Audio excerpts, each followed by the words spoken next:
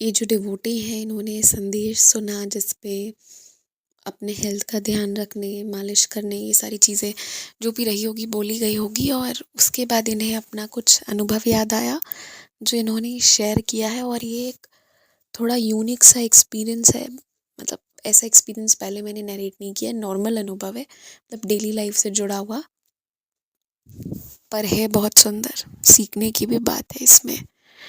तो इन्होंने कहा कि अभी से कुछ महीने पहले इनकी जो हाउस हेल्प थी ना, उसमें से एक हाउस हेल्प से ये हर दिन लगभग हफ्ते में 5 दिन ये पाँव में मालिश करवाती थी। अब जो ये पाँव में मालिश करवाती थी ना, ये मस्टर्ड ऑयल जिसे हम सरसों तेल कहते हैं ना, ये उसकी मालिश करवाती थी। सरसों तेल जो है ऐसा मतलब कहा जाता है कि वो हमारे, अगर हम हमेशा उससे मालिश वगैरह करते हैं, मतलब बॉडी मसाज, तो हमारे बोन्स बहुत स्ट्रॉन्ग होती हैं, ठीक है।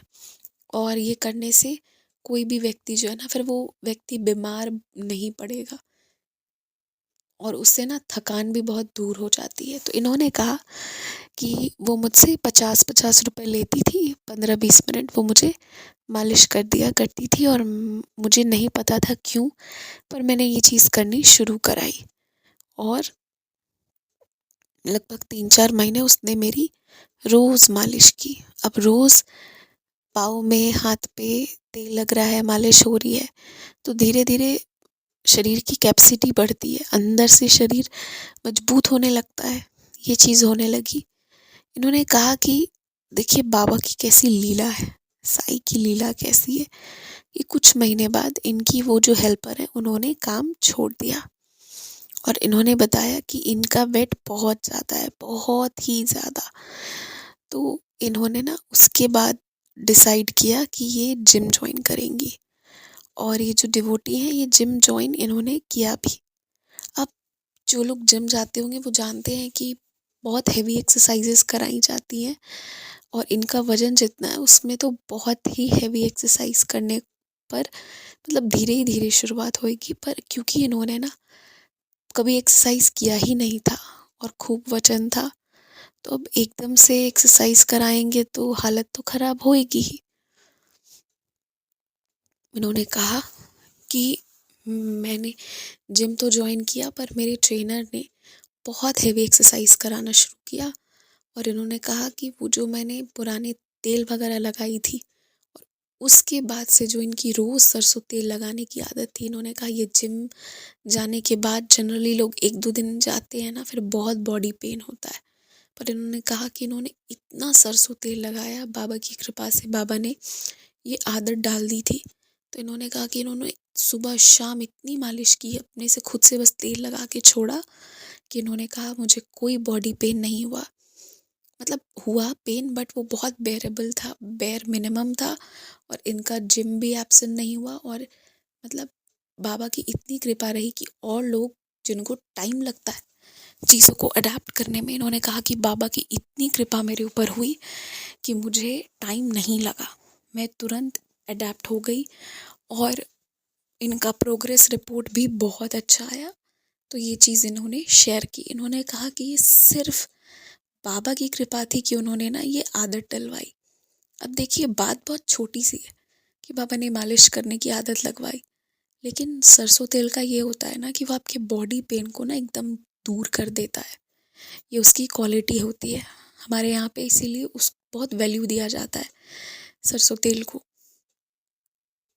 मतलब बहुत सारे घरों में ये चीज़ होती होगी। तो इन्होंने कहा कि वो चीज़ जो है इनके साथ भी, मतलब वाकई में मैं आपको अपना एक्सपीरियंस भी बता रही हूँ, ये सच है कि सरसों तेल लगाने से बॉडी पेन बहुत दूर होता है। जिनको कोई प्रॉब्लम या रिएक्शन ना हो ये उनके लिए बात है, ये कोई सजेशन नहीं है भाई, बट मैं अपना भी बोल रही हूँ कि हाँ ये चीज़ होती है। तो इन्होंने कहा ना कि बाबा को तो मालूम होगा कि भाई इसको अब मैं जिम भेजूंगा, तो उसके लिए बाबा ने ऐसी लीला की कि कुछ दिन पहले ही से जाने अनजाने इन्होंने कहा कि जो लोग जिम भी आते हैं ना उसमें से अधिकांश लोगों को बॉडी पेन होता था और लोगों को नहीं पता था। कि सरसों तेल लगाएंगे तो वो ठीक हो जाएगी। और इनके बताई हुई चीज़ों को फॉलो करते हुए कई सारे लोग फिर जिम में रेगुलर हो गए। तो इन्होंने कहा कि मतलब ये मेरी कोई, मुझे भी नहीं पता, पहले मेरे इतने सालों से मेरी आदत नहीं थी, पर पहली बार बाबा ने ये आदत लगवाई। और कितना मतलब सोच समझ के कुछ महीने पहले से बाबा ने शुरुआत कर दी थी बॉडी को स्ट्रांग बनाने की। और क्योंकि इनके मन में था कि मैं अच्छा नहीं दिखता हूँ, मतलब मैं अच्छी नहीं दिखती हूँ, जो भी है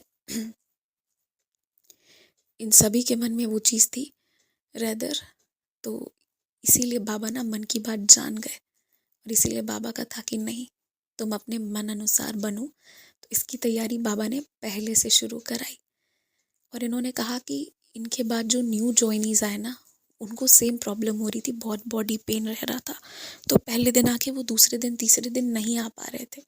तो जब वो आए तो इन्होंने सबको वही सजेशन दिया, और अगले दिन लोग आके इनको बोल के गए कि वाकई में आपके बताए हुए नुस्खे से हमें बहुत फ़ायदा हुआ है, and so we are able to come to the gym.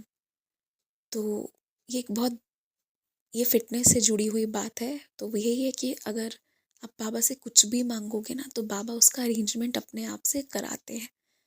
और इन्होंने कहा कि इनकी जो छोटी बहन है ना, उनको तो बल्कि बाबा ने ऐसा करा दिया ना कि वो जिम जाने के कुछ महीने पहले ही से बाबा ने उसको थोड़ी एक्सरसाइज की आदत डाल दी, कि वो ना थोड़ा एक्सरसाइज करती थी।